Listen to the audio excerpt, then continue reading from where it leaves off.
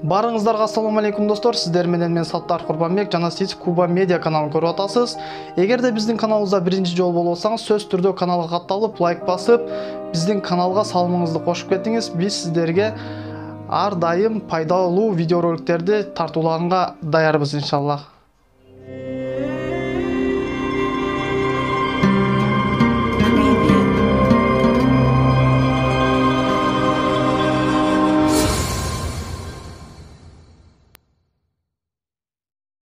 Аялдар медресесинде болгон окуя.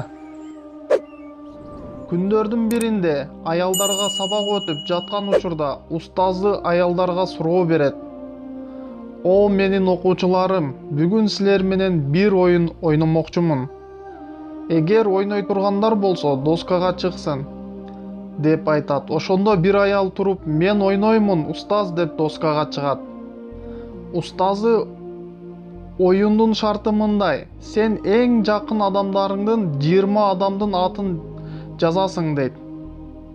Ошондо окуучу 20 адамдын атын жазат. Атам, апам, балам, күйөөм, кыскасы 20 адамдын атын жазат. Устазы ошондо сен эми 8 адамдын атын өчүр деп айтат. Ал 8 адамдын атын өчүрөт.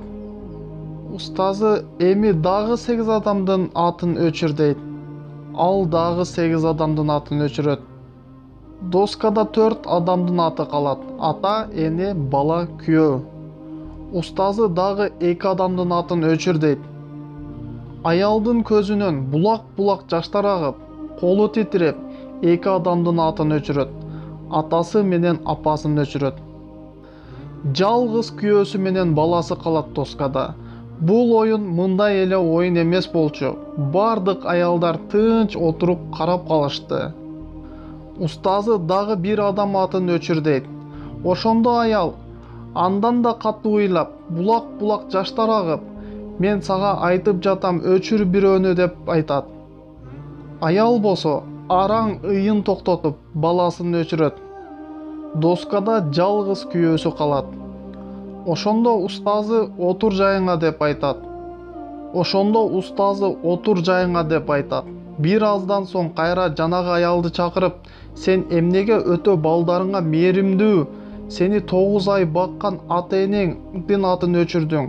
Сен эмнеге өз балаңды, сага жөлөк болгон балаңдын атын өчүрдүң? Эмнеге жалгыз күйөөңдү тандадың? Буну кантип ачыктайсың? Жана кантип айтып бересиң, деп суроо берди. Ошондо көз жашын арчып мындай деди: ата-энем бир күн келип, мени бир жат адамга берип жиберет, и менден алыстайт. Балам болсо чоңойот, бутка турат, үйлөнөт, бала чакалуу болот. Менден ар кандай шылтоолор менен менден алыстайт. Өмүр бою жанымда кала турган бул менин күйөөм болот. Же бейишим, же тозогум болот.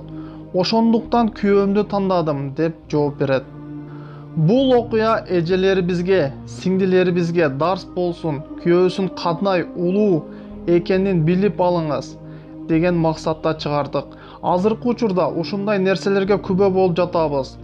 Аял өз күйөөсүн, ата-энесин жамандап арыздангандар көбөйдү.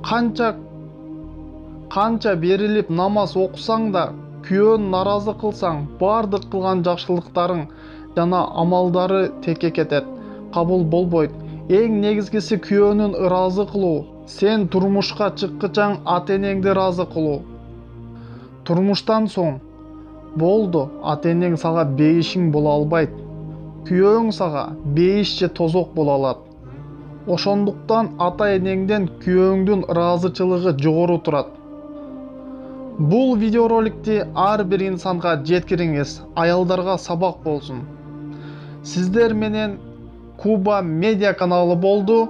Кийинки видеороликте сак саламатта көрүшкөндө Аллахым өзү насип кылсын. Саламатта калыңыздар.